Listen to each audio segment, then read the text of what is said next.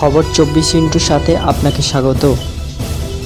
নতুন নতুন খবর জানার জন্য আমাদের চ্যানেলে চোখ রাখুন। নমস্কার দর্শক বন্ধুরা, খবর 24x সাথে আপনাকে স্বাগত। মঙ্গলবার শীর্ষ আদালতে মধ্যশিক্ষা পর্ষদের তরফে জানানো হয়, কলকাতা হাইকোর্টের তরফে যে রায় দেওয়া হয়েছে তাতে পর্ষদের ক্ষেত্রে অনিয়মের কোনো বিষয় তুলে ধরা হয়নি। যেখানে যোগ্যদের সঙ্গে অযোগ্যদের আলাদা করা সম্ভব, সেখানে অভিজ্ঞ শিক্ষক এবং পঠন পাঠন চালিয়ে যাওয়ার জন্য সেই কাজটা করতে হবে। কিন্তু যদি একটা পুরো প্রজন্মের শিক্ষককে হারিয়ে ফেলে রাজ্য, তাহলে ভবিষ্যতের হেডমাস্টার এবং পরীক্ষকদের হারিয়ে ফেলা হবে।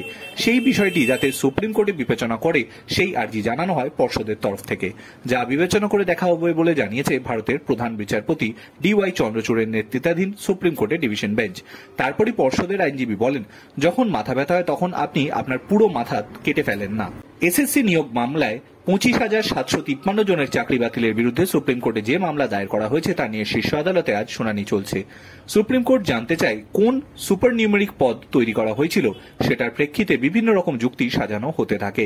সেই সঙ্গে রাজ্যের তরফে দাবি করা হয় যে কোনো খারাপ উদ্দেশ্যে সেই কাজ করা হয়নি। সেই সবের মধ্যেই OMR শিট নিয়ে প্রশ্ন তোলে সুপ্রিম কোর্টের ডিভিশন বেঞ্চ।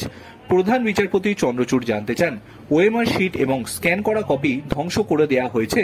সেই প্রশ্নের উত্তরটা হ্যাঁ হওয়ায় প্রধান বিচারপতি বলেন, এরকম সংবেদনশীল বিষয় কেন আপনারা টেন্ডার ডাকেননি?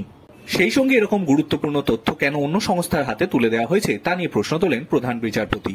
প্রধান বিচারপতির নেতৃত্বাধীন সুপ্রিম কোর্ট বেঞ্চ বলছে, এটা পদ্ধতিগত জালিয়াতি। এখন সরকারি চাকরি অত্যন্ত দুষ্প্রাপ্য এবং সামাজিক গতিশীলতার জন্য দেখা যায়।